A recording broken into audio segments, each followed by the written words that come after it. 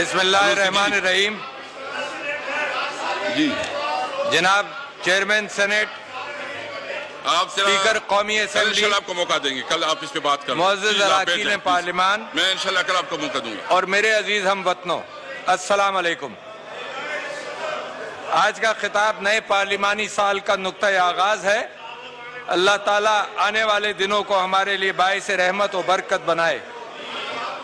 معزز اراکین پارلیمان، ان ایوانوں اور راہداریوں سے میری شناسائی اس ایوان کے رکن کی حیثیت سے کئی برس پرانی ہے. مجھ پر جو ذمہ داریاں عائد ہوتی رہی ہیں ان کی ادائیگی کے لیے یہاں بیٹھ کر جو کچھ میں کر سکتا تھا میں نے پوری ایمانداری اور صلاحیت کے مطابق انجام دیا ہے. میں اللہ تعالیٰ کا شکر ادا کرتا ہوں کہ اپنے رفقائے کار خصوصاً ارکان پارلیمنٹ اور ممبران صوبائی اسمبلیوں کا مشکور ہوں کہ مجھے پاکستان کے سب سے بڑے آئینی عہدے کے قابل سمجھا.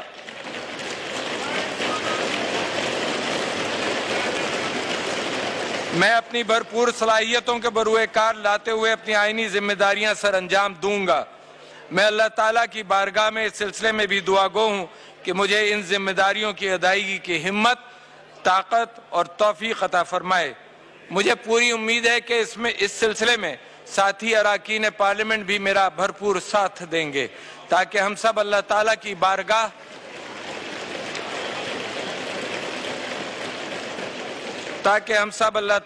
بارگاہ اور عوام کی عدالت میں سرخرو ہو سکیں. معزز اراکین پارلیمان، ہمارا سیاسی نظام مختلف وجوہات کی باعث عدم استحکام کا شکار رہا ہے، مگر یہ امر اطمینان بخش ہے کہ ہمارے گزشتہ 3 اسمبلیاں اپنی میعاد پوری کرنے میں کامیاب رہی ہیں. ایک سیاسی کارکن اور ذمہ دار شہری کی حیثیت سے اس نتیجے پر پہنچا ہوں کہ ہمارے مسائل کی سب سے بڑی وجہ گروہی مفادات اور بے انتہا کرپشن ہے.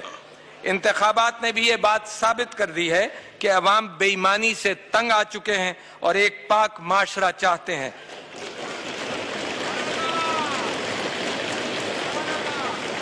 کرپشن کو قابو کرنے میں جہاں صاف اور شفاف نظام ضروری ہے، وہیں اکاؤنٹیبلٹی کے اداروں کو مضبوط کرنے کی ضرورت ہے تاکہ وہ بلا خوف و امتیاز اپنا کام سر انجام دیں. میرا ایمان ہے کہ عوام کی خواہشات کے احترام میں ہی حکومتوں کی کامیابی ممکن ہے. موجودہ حکومت نے نیا پاکستان بنانے کا عزم کیا ہے اور اس نعرے پر وہ انتخابات کے بعد حکومت بنانے میں کامیاب ہوئے ہیں. میرے خیال میں نئے پاکستان کی سب سے بڑی شناخت سادگی کا فروغ، غیر ضروری پروٹوکول کا خاتمہ اور بدعنوانیوں سے پاک نظام ہے.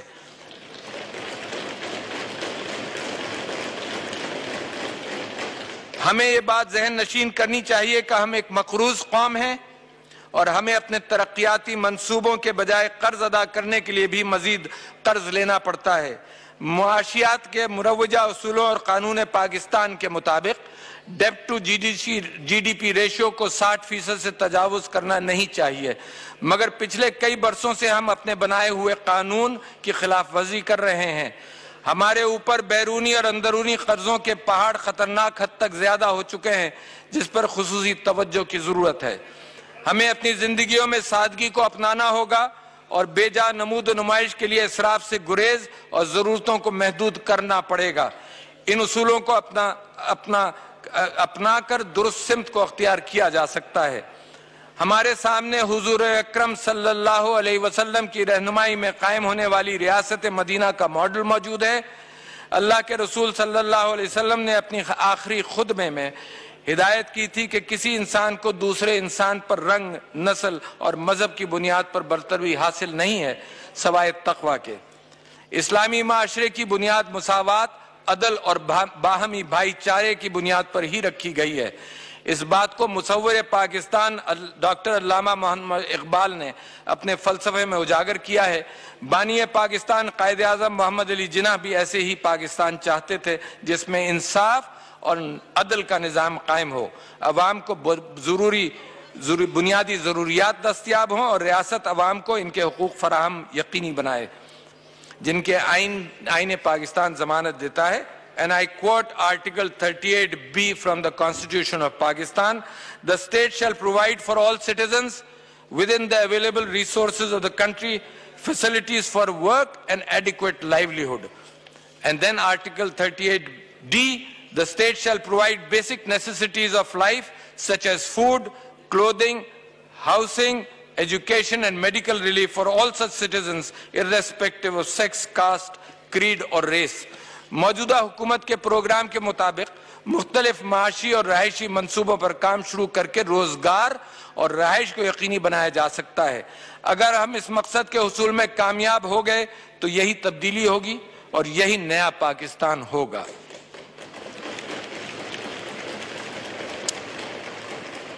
इसी नए पाकिस्तान में हम सर उठाकर चल सकेंगे और हमारे बच्चे पूरे एतमाद के साथ एक नई पुरअमन और खूबसूरत रियासत दुनिया की तश्कील में हिस्सेदार बन जाएंगे।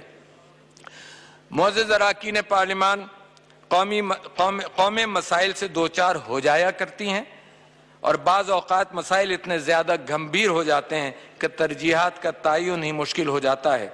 पाकिस्तान ऐसी सूरत हाल से दो चार है, लेकिन जिंदा और बाहिम्मत कौमें मुश्किलात से घबराया नहीं करती, जवां मर्दी और हौसले से मुकाबला करती हैं।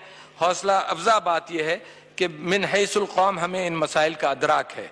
हमारे खेतों का दहकान हो या हमारी अदलिया के अफराद, हमारी फौज का सिपाही, सिविल सर्विस का नुमाइंदा या हमारे कलमकार, पाकिस्तान के दूर दराज इलाकों का बासी हो या बैरून मुल्क रहने वाला हमारा हमवतन, हर एक शख्स अपने तय हिस्सा डालने के लिए तैयार है।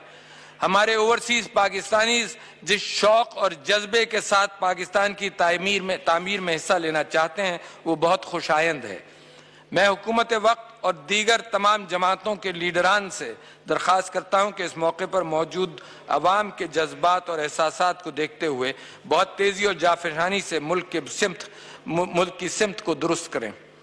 मुझे तवक्को है कि हुकूमत हर शोबे में वाज़ेह रोड मैप मुरतब करेगी और साफ शफाफ ट्रांसपेरेंट गवर्नेंस को यकीनी बनाएगी।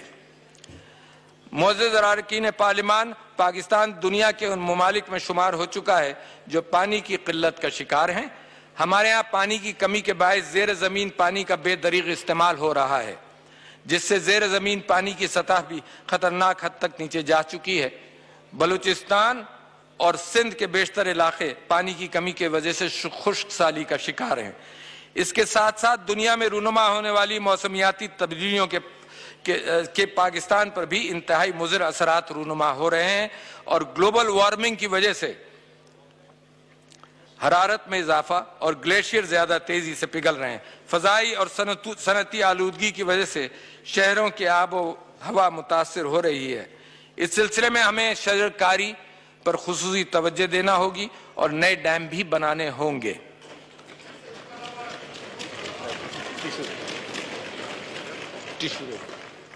पानी के ज़खायर की तामीर हुकूमत वक्त की अहम तरजीहात में से एक है। मैं तवक्को करता हूँ कि हमारे अवाम और बैरून मुल्क पाकिस्तानी चीफ जस्टिस और वज़ीर आज़म की अपील का मस्बत जवाब देंगे और इसके नतीजे में डैमों की तामीर के लिए सरमाया दस्तियाब हो सकेगा और ज़र मुबादला की कमी पर भी काबू पाने में मदद मिलेगी। हमें पानी के ज़िया को रोकने पर भी तवज्जो देना होगी। इस सिलसिले में दो इक़दामात नागुज़ीर हैं। एक ये कि आबपाशी के निज़ाम को मज़ीद मयस्सर बनाया जाए और नहरों व राजबाहों के ज़रिए पानी के रसाव पर काबू पाने के लिए भरपूर और जामे हिकमत अमली तैयार करके इस पर फौरी अमल दरामद किया जाए। फ्लड इरीगेशन के बजाय स्प्रे और ड्रिप इरीगेशन को फ़रोग़ दिया जाए। इसके साथ साथ हमें अपनी तर्ज ज़िंदगी में भी मस्बत तब्दीली लाना होगी और पानी के बेजा इस्तेमाल पर काबू पाना होगा। हमारे प्यारे नबी सल्लल्लाहु अलैहि वसल्लम ने वज़ू करने में भी मियाना रवैया अख्तियार करने और इसराफ से बचने की तलकीन की। इससे बेहतर कंजर्वेशन का पैगाम कोई दुनिया की तारीख में नहीं आया। मुअज़्ज़िज़ अरकान पार्लियामेंट, पानी और इससे मुताल्लिक़ा मसाइल से निमटने के लिए ज़रूरी इक़दामात के साथ साथ नागुज़री है कि तवानाई और बिजली के मामलात पर भी फौरी तवज्जो दी जाए। बिजली की तरसील का निज़ाम बेहतर बनाया जाए, लाइन लॉसेस कम किए जाएं और बिजली की चोरी का सद्देबाब किया जाए। अल्लाह ताला के फजल करम से शुमारी इलाक़ा जात, आज़ाद कश्मीर और वतन अजीज़ के बाद दीगर इलाके पानी की दौलत से मालामाल हैं। इन इलाक़ों का माहौल बिजली की तैयारी के सिलसिले में कुदरती तौर पर साजगार है। मुतल्लिक़ा वजारतें और हुक्काम दरियाओं के बहाव, रन ऑफ रिवर पर बिजली पैदा करने के मंसूबों को मज़ीद बढ़ाना चाहिए। ट्रांसमिशन इंफ्रास्ट्रक्चर को मजबूत करना بنانا چاہیے تاکہ جہاں بھی بجلی پیدا ہو رہی ہو وہ نیشنل گرڈ سے منسلک ہو جائیں، تاکہ ملک بھر میں بجلی کی ترسیل کا نظام مربوط شکل اختیار کرے۔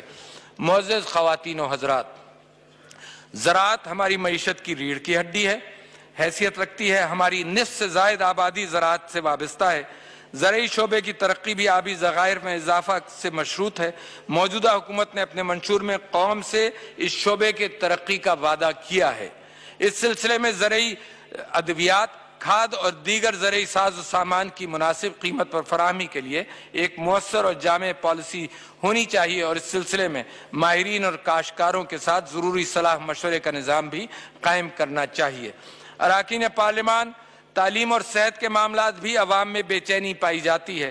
اس سلسلے میں خیبر پختونخوا سمیت ملک کے بعض دیگر حصوں میں اچھی اور حوصلہ افزا مثالیں سامنے آئی ہیں، لیکن آبادی کا دباؤ بہت زیادہ ہے اور وسائل محدود۔ ہمیں اپنے ملک میں آبادی اور وسائل میں توازن پیدا کرنا ہوگا اور ملک میں تعداد کے بجائے تعلیمی معیار کو عام کرنا ہوگا۔ میں اپنے میڈیا اور پارلیمنٹیرین سے چاہوں گا کہ وہ لوگ میں زچہ اور بچہ کی صحت اور چھوٹے کنبے کی افادیت کی اہمیت کو بھی اجاگر کریں۔ خواتین کے فلاح و بہبود کے سلسلے میں ان کے لیے تعلیم، روزگار اور اعلیٰ ترین سطح سے لے کر نچلی سطح تک انہیں بااختیار بنانے کی پالیسیاں وضع کی جائیں۔ وومن ایمپاورمنٹ کے بغیر کسی ملک کی ترقی کا خواب کامیاب نہیں ہو سکتا۔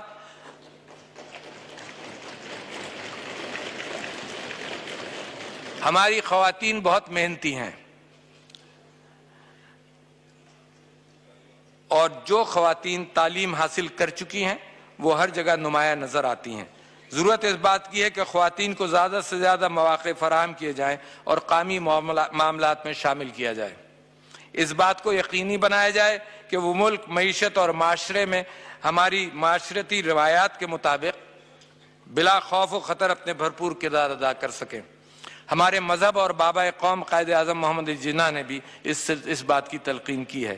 معزز خواتین و حضرات، ہماری تقریباً 60% نوجوانوں پر آبادی مشتمل ہے۔ ہمیں ان کے لیے میرٹ، صلاحیت اور قابلیت کی بنیاد پر روزگار کے مواقع پیدا کرنے ہوں گے تاکہ وہ اپنی روزی تلاش کر سکیں۔ ان کی فنی تربیت کرنا ہوگی تاکہ وہ مناسب ملازمت ڈھونڈ سکیں۔ کاروبار شروع کرنے کے لیے چھوٹے قرضوں کی فراہمی کے عمل کو آسان اور یقینی بنانے پر بھی توجہ دینی چاہیے۔ آپ ذرا تصور کیجئے کہ اگر ہم انسکلڈ لیبر کے بجائے سکلڈ لیبر کو دوسرے ممالک میں ایکسپورٹ کریں تو جہاں وہ بہتر اور باعزت روزگار حاصل کر سکیں گے وہاں وہ پاکستان کے لیے بہتر شناخت کے باعث بھی بنیں گے۔ اس کے ساتھ ساتھ ہمیں اپنے قومی ورثے کی حفاظت کرنا ہوگی۔ اپنے نوجوانوں کی ذہنی اور جسمانی نشو و نما کے لیے کھیلوں کے میدانوں کو بھی آباد کرنا ہوگا۔ فنون لطیفہ کی طرف بھی رغبت دلانا ہوگی اور معاشرے کے دانشوروں کی آراء کو پالیسی سازی کے عمل میں شامل کرنا ہوگا۔ اس کے علاوہ ہمارے بچوں کی نشو و نما عالمی معیار سے کہیں کم ہے۔ ہمارے بچے سٹنٹنگ کی وجہ سے ذہنی اور جسمانی طور پر کمزور ہیں۔ ان بچوں اور ان کی ماؤں کو مناسب غذا نہیں مل رہی، اور ہمارے ذہنوں میں یہ حقیقت بھی واضح رہنی چاہیے کہ سماجی ناہمواری اور غربت سے بہت سارے مسائل جڑے ہوئے ہیں۔ اس لیے علاقائی، معاشی اور سماجی ناہمواریوں کو دور کرنا انتہائی ضروری ہے۔ خاص طور پر ہمیں بلوچستان اور دیگر دور دراز علاقوں کی تعمیر اور ترقی پر توجہ دینا ہوگی۔ آئین پاکستان میں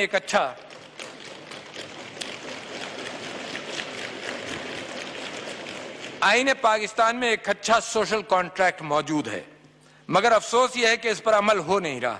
میں نئی حکومت سے امید رکھتا ہوں کہ اس سوشل کانٹریکٹ کو ملک میں لاگو کریں گے تاکہ ایک نیا پاکستان وجود میں آئے۔ معزز خواتین حضرات، ہمیں اپنے ہیومن کیپٹل میں انویسٹ کرنا ہوگا تاکہ وہ اس ملک کی ترقی میں حصہ ڈال سکیں۔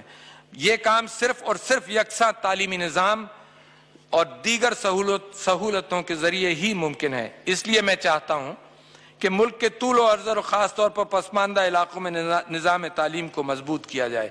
تعلیم کے سلسلے میں خیبر پختونخوا کے تجربے کو دہرانے میں کوئی حرج نہیں، کیونکہ صرف حکومت کے زیر انتظام چلنے والے تعلیمی اداروں کے ذریعے ہی تعلیم عام کی جا سکتی ہے اور اس کا معیار بہتر بنانا ہوگا۔ اس وقت ایک اندازے کے مطابق 30 لاکھ سے زائد بچے دینی مدرسوں میں تعلیم حاصل کر رہے ہیں۔ دینی مدارس کے طلباء کو مین سٹریم میں دلانے کے لیے جدید نصاب تعلیم کو دینی نصاب تعلیم کے ساتھ ہم آہنگ کرنا چاہیے، تاکہ یہ بچے تعلیم حاصل کر کے مختلف شعبۂ زندگی میں اپنا مثبت اور جاندار کردار ادا کر سکیں۔ اس سلسلے میں حکومت علماء کرام کی مشاورت سے ایک متفقہ لائحہ عمل بنائے اور اس پر مستعدی سے عمل کرے۔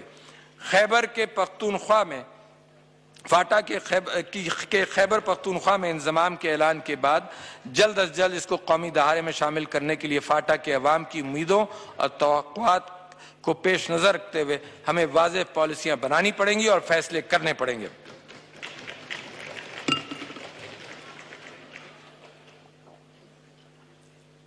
معزز ارکان پارلیمان، پاکستان کو قومی اور بین الاقوامی سطح پر بعض مشکل چیلنجز کا سامنا ہے۔ سب سے بڑا چیلنج مسئلوں سے گھری ہوئی معیشت ہے۔ کرپشن کے ناصور نے ملک کی اقتصادیات کو تباہ کر دیا ہے، صنعتیں بند ہیں، بے روزگاری عروج پر ہے اور ملک اس وقت قرضوں کے بوجھ تلے دبا ہوا ہے۔ ہمارا فسکل ڈیفیسٹ تقریباً 2.3 کھرب روپے ہے۔ پریشان کن بات یہ ہے کہ ہم اپنے وسائل کے ایک بڑا حصہ قرضوں اور ان کے اوپر سودی ادائیگی میں صرف کر رہے ہیں۔ اس کے علاوہ ہمارا بیلنس آف ٹریڈ بھی دگرگوں ہے۔ ہماری برآمدات اور درآمدات میں توازن نہیں ہے۔ پچھلے سال ہمارا ٹریڈ ڈیفیسٹ $36 بلین تھا، جو کہ ملک کی تاریخ میں سب سے زیادہ ہے۔ ملک کی معیشت پر گردشی قرضوں کا بوجھ پچھلے چند سالوں میں بڑھ کر 1100 ارب روپے سے زیادہ ہو گیا ہے اور حالیہ دنوں میں پاکستانی روپے کی قدر میں ڈالر کے مقابلے میں کافی کمی دیکھنے میں آئی ہے، جس کی وجہ سے مہنگائی اور افراط زر میں اضافہ ہوا ہے اور اس کا اثر عام آدمی خاص طور پر تنخواہ دار طبقے پر پڑا ہے۔ ہم پر لازم ہے کہ ہم معیشت کی بحالی کے لیے تندہی سے کام کریں اور ویشیس سرکل آف پاورٹی سے باہر نکلیں۔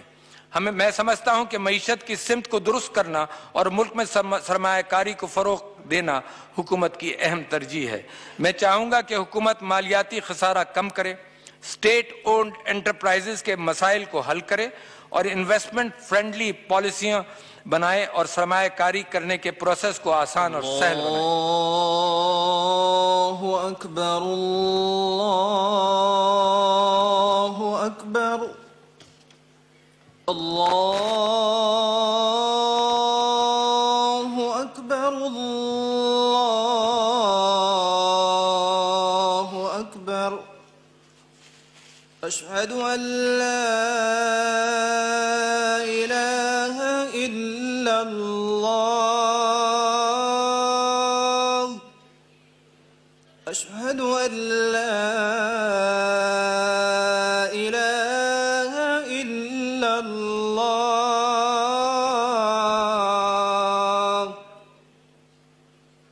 اشہد ان محمد رسول اللہ،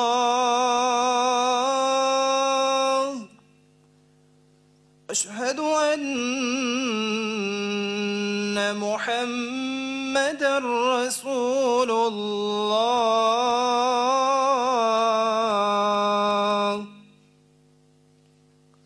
حی علی الصلاة،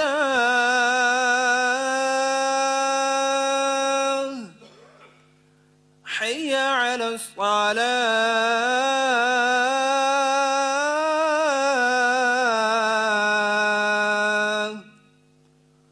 حی علی الفلاح،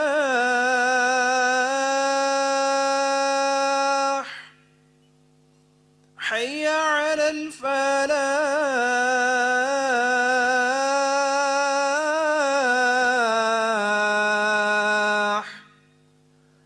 اللہ اکبر،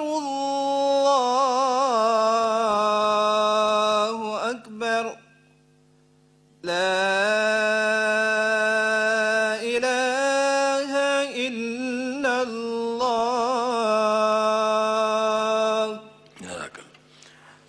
میں آپ کا مشکور ہوں کہ آپ بڑے غور سے میری باتوں کو سن رہے ہیں۔ اسٹیٹ اونڈ انٹرپرائزز کے مسائل کو حل کرے حکومت اور انویسٹمنٹ فرینڈلی پالیسیاں بنائے اور سرمایہ کاری کرنے کے پروسیس کو آسان اور سہل بنایا جائے۔ اس میں مختلف محکموں کو کردار کو کم اور ثوابدیدی اختیارات کو ختم کرے اور انہیں ایک محدود وقت میں اجازت نامہ دینے کا پابند کرے۔ ہمارے بینکوں اور سرمایہ کاروں کو اس سلسلے میں پرو ایکٹیو ہونا پڑے گا۔ اس کے علاوہ بیرون ملک پاکستانیوں کو بھی سرمایہ کاری کے لیے راغب کرنا ہوگا تاکہ ملک میں خود انحصاری کے ساتھ ساتھ جاب کریشن بھی ہو۔ ملک کے تمام ایوان ہائے تجارت اس سلسلے میں مثبت کردار ادا کریں اور اپنی تجاویز حکومت کو آگاہ کریں تاکہ ضروری پیش رفت کی جا سکے۔ معزز اراکین پارلیمان، اللہ کے فضل و کرم سے پاکستانی عوام کی استقامت اور قانون نافذ کرنے والے اداروں کی جہد مسلسل اور قربانیوں سے وطن عزیز میں دہشت گردی کے مسئلے پر قابو پایا جا چکا ہے اور انتہا پسندی کے اثرات بھی سمٹ رہے ہیں۔ میں افواج پاکستان کو کریڈٹ دینا چاہتا ہوں کہ اس وقت انسداد دہشت گردی کے حوالے سے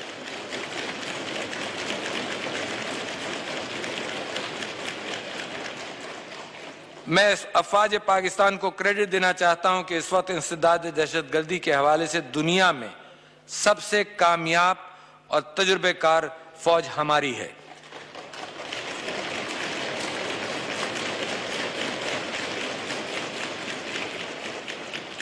دنیا کو ہم سے سیکھنا چاہیے۔ اس موقع پر میں اپنی جانب سے اور عوام کی جانب سے تمام شہداء کو خراج عقیدت پیش کرنا چاہتا ہوں۔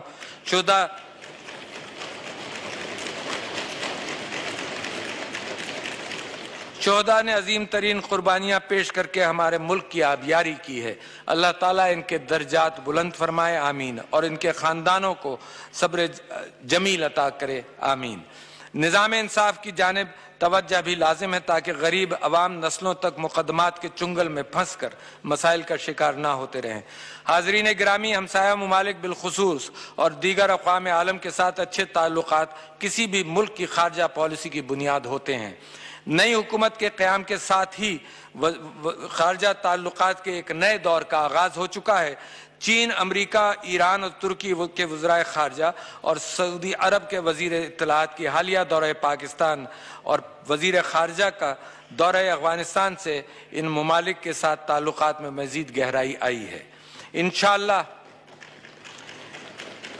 انشاءاللہ العزیز بیرونی تعلقات میں مزید بہتری آئے گی۔ ہمیں من حیث القوم اقوام عالم کے ساتھ بالعموم اور اسلامی دنیا کے ساتھ بالخصوص اچھے تعلقات مربوط کرنے پڑیں گے۔ پاک چین تعلقات مثالی دوستی اور باہمی اعتماد پر محیط ہیں۔ ہزار موسم، لاکھ امتحان آئے، لیکن پاک چین تعلقات ہر گزرتے دن کے ساتھ مضبوط سے مضبوط ہوتے گئے۔ موجودہ حکومت پاکستان چین اقتصادی راہداری سی پیک منصوبے کی بھرپور حمایت کرتی ہے،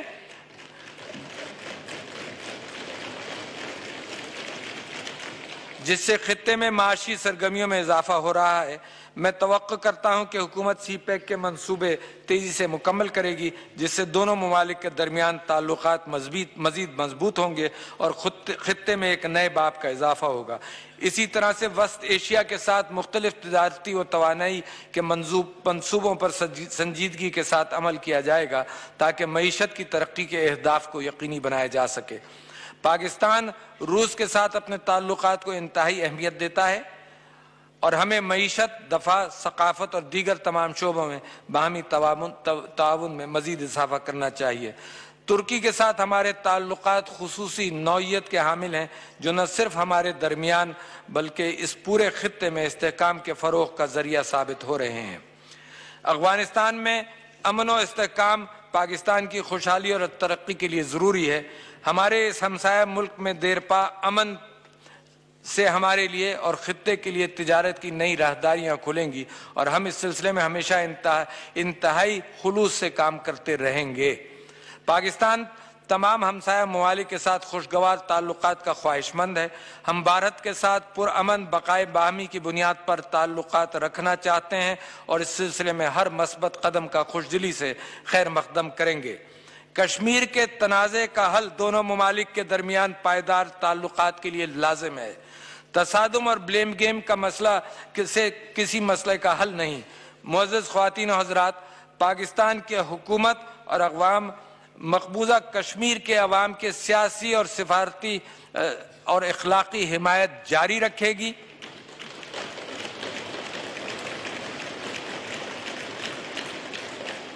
پاکستان مشرق کشمیر کے حل کے لیے ہر سطح پر کاوشیں جاری رکھے گا۔ کشمیری عوام نے اپنے حق خود ارادیت کے لیے اپنے لہو سے نئی تاریخ رقم کی ہے۔ کشمیری عوام کو ان کے حق خود ارادیت سے محروم رکھنا قابل مذمت ہے۔ اقوام متحدہ کے کمشنر برائے انسانی حقوق کی حالیہ رپورٹ ہمارے موقف کو تقویت دیتی ہے۔ عالمی برادری اور دیگر انسانی حقوق کی تنظیموں کو مقبوضہ کشمیر میں ہونے والی جارحیت اور انسانی حقوق کی سنگین خلاف ورزیوں کے خلاف اپنا کردار ادا کرنا چاہیے۔ معزز اراکین پارلیمنٹ، میں اپنے خطاب کے آخر میں آپ تمام ارکان پارلیمنٹ کو اس ایوان کا حصہ بننے پر مبارکباد دیتا ہوں اور دعا کرتا ہوں کہ اللہ تعالیٰ آپ کو پاکستانی عوام کی فلاح و ترقی کے لیے کام کرنے کی توفیق عطا فرمائے۔ اقوام عالم میں پاکستان ایک ذمہ دار اور باوقار ملک کی حیثیت سے اپنا کردار ادا کرتا رہے گا انشاءاللہ۔ اللہ تعالیٰ ہمارا حامی و نگہبان رہے۔ پاکستان پائندہ باد۔